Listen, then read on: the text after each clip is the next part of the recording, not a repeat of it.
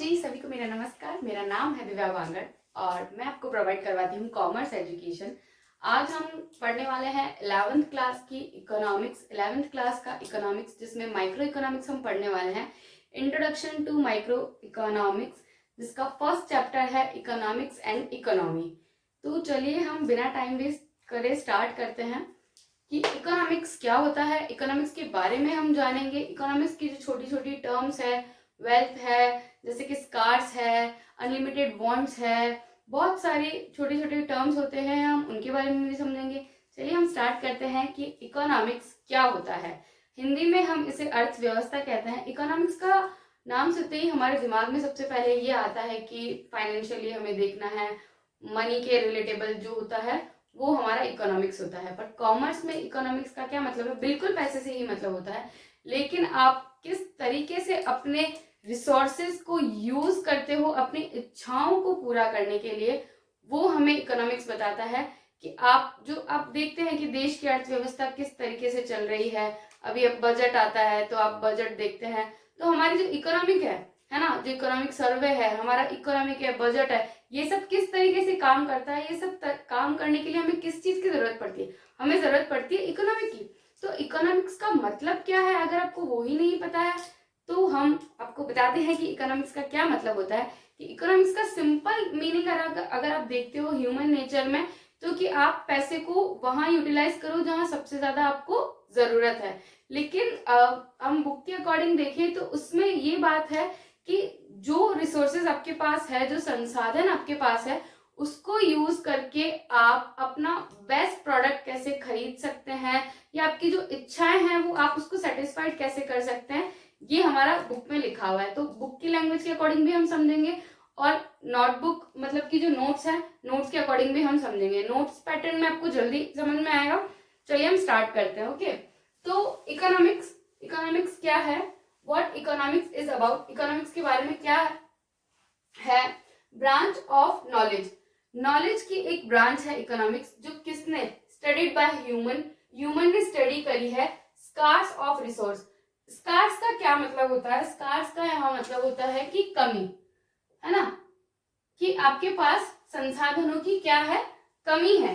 अगर किसी संसाधन की कमी है तो आप अपनी इच्छाएं कैसे पूरी करेंगे, वो हमें इकोनॉमिक्स बताता है। तो सेटिस्फाई करते हैं अनलिमिटेड वांट्स, इच्छाएं ऐसी चीज है, वांट्स ऐसी चीज है जो हमारी कभी खत्म नहीं होती है। कि आज हमने ये पेन खरीद लिया है, ये सिंपल सा पेन है, आप बोलोगे कि यार नहीं, मुझे थोड़ा और महंगा पेन चाहिए। आपके पास थोड़े और पैसे आएंगे आप लोगों के, क्योंकि जैसे जो ट्रेंड चलता जाता है उसके अकॉर्डिंग आप पैसे डिमांड आप करने लग जाते हो कि मुझे ये चाहिए, मुझे वो चाहिए। आईफोन का 15 आ गया, अब मुझे आईफोन 16 चाहिए, अब मुझे 17 प्रो चाहिए। तो इच्छाएं इंसान की कभी खत्म नहीं होती है। अब इसका जो होता है कि आप अल्टरनेटिव यूज कर सकते हो। कैसे? कि जो चीजें आपके पास है, आप उसका अल्टरनेटिव यूज करके ही आप उसको क्या कर सकते हो, उपयोग में ले सकते हो कि हाँ, इससे मेरा काम हो जाएगा। पर आजकल की दुनिया थोड़ी अलग हो गई है कि इच्छाएं बहुत सारी है, और इच्छाओं को कंप्लीट करने के लिए हमें क्या चाहिए, हमें रिसोर्सेज चाहिए। तो इकोनॉमिक्स का यही मतलब है कि कम संसाधन में, मतलब लिमिटेड रिसोर्सेज में भी आप अपनी इच्छाओं को कैसे पूरी कर सकते हो, ये हम सीखते हैं। इकोनॉमिक्स इन साइंस, अब इकोनॉमिक्स इन साइंस का क्या मतलब है? Studies human activities relating to wealth, wealth study, आप ह्यूमन एक्टिविटी को क्या कर रहे हो, वेल्थ से आप रिलेट कर रहे हो कि भाई आपके पास कितना पैसा है या आपके पास कितने रिसोर्सेज है। उस तरीके से आप इसे यूज करोगे कि हाँ, ज्यादा से ज्यादा आप अपनी इच्छाओं को कैसे पूरी कर सकते हो। नेक्स्ट है हमारे पास इकोनॉमिक्स इन इंग्लिश। इंग्लिश से यहाँ मतलब ये है कि इकोनॉमिक्स जो वर्ड है, वो हमारा वर्ड जो है इकोनॉमिक्स, वो कहाँ से आया था?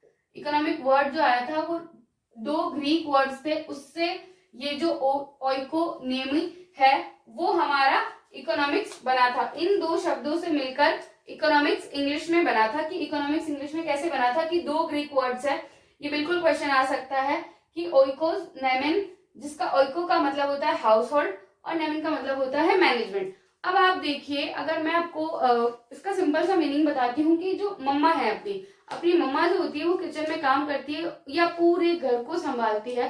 तो हमारा जो हाउस होल्ड है वो हमारी मम्मा है, और उसको मैनेज भी कौन कर रही है? मम्मा ही कर रही है। तो हाउस होल्ड को मैनेज करना, ये दो ग्रीक वर्ड से हमने इकोनॉमिक्स को बनाया था। ठीक है, तो अब सिंपल सी मीनिंग वापस इसमें है ये, human wants are limited, human wants are unlimited. Human wants क्या है? अनलिमिटेड है। क्या लिमिटेड है? नहीं, human wants are unlimited, but the means to satisfy them are limited और स्कार्स। कि हमारे पास इच्छाओं को पूरा करने के लिए हमारे पास जो है लिमिटेड और स्कार्स, किसकी? मीन्स वेल्थ की हमारे पास कमी है। सेटिस्फाई करने के लिए, इच्छा को सेटिस्फाई करने के लिए हमारे पास किसकी कमी है? हमारे पास वेल्थ की कमी है, हमारे पास रिसोर्सेज की कमी है। चलिए मैं आपको एक एग्जांपल देती हूँ कि एक प्रोड्यूसर है। प्रोड्यूसर को क्या होता है? प्रोड्यूसर के पास, उसको ज्यादा से ज्यादा उसे क्या चाहिए होता है? उसे चाहिए होता है प्रॉफिट, है ना। अगर जब तक उसे प्रॉफिट नहीं मिलेगा तो उसका प्रोड्यूसिंग का भी कोई मतलब नहीं है। ठीक है, तो हम एक एग्जांपल से समझते हैं यहाँ पे कि कैसे इंसान अपनी इच्छाएं पूरी कर सकता है, सेटिस्फाई कर सकता है। ठीक है, मैं आपको एग्जांपल देती हूँ। हमारे पास एक प्रोड्यूसर है, प्रोड्यूसर को क्या चाहिए? प्रोड्यूसर को चाहिए प्रॉफिट। अब वो कैसे करेगा? इस प्रॉफिट को कैसे लाएगा? कि जो उसको काम उसको करना है, ठीक है, जो उसके पास गुड्स एंड सर्विसेज है ना, उसके पास गुड्स एंड सर्विसेज है, उन गुड्स और सर्विसेज से वो कैसे ज्यादा से ज्यादा प्रॉफिट कमा सकता है? कम से कम गुड्स और सर्विसेज से।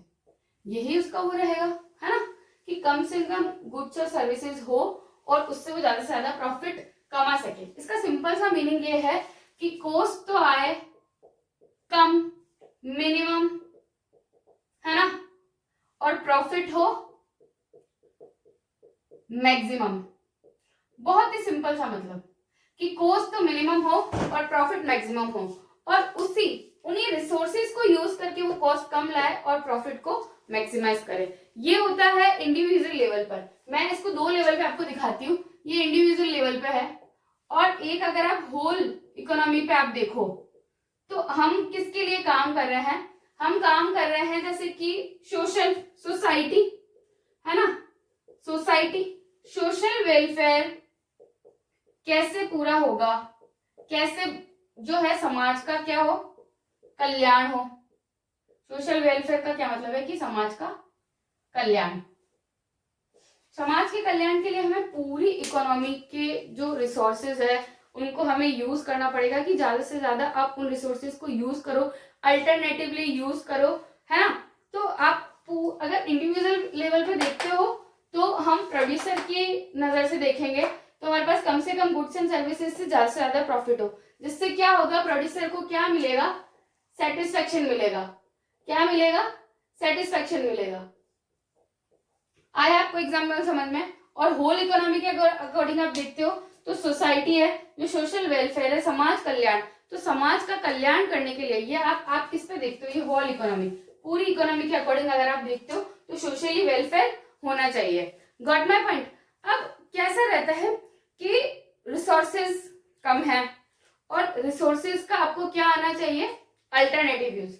क्योंकि ऐसा तो है नहीं कि रिसोर्सेज बढ़ जाएंगे। अब बढ़ेंगे, ऐसा नहीं होता है कि संसाधनों की सिर्फ कमी ही है, ऐसा नहीं है।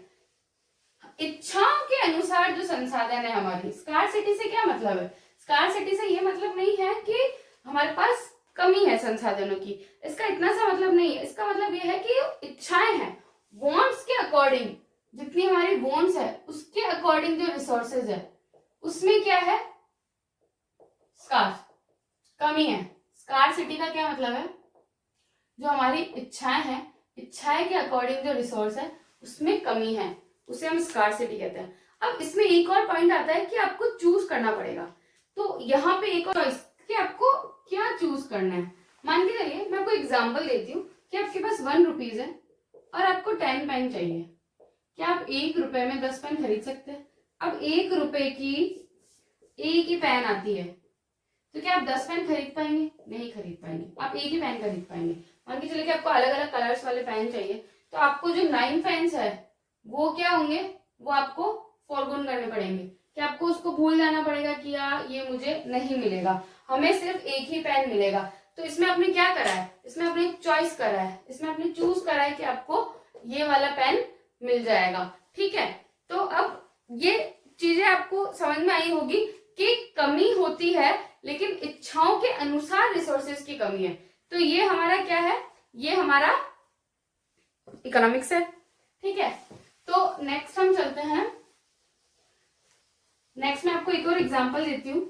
ये हमने इंडिविजुअल के लेवल पे भी देख लिया और ये हमने पूरा सोसाइटी मतलब कि होल इकोनॉमी लेवल पे भी हमने इसको देख लिया है।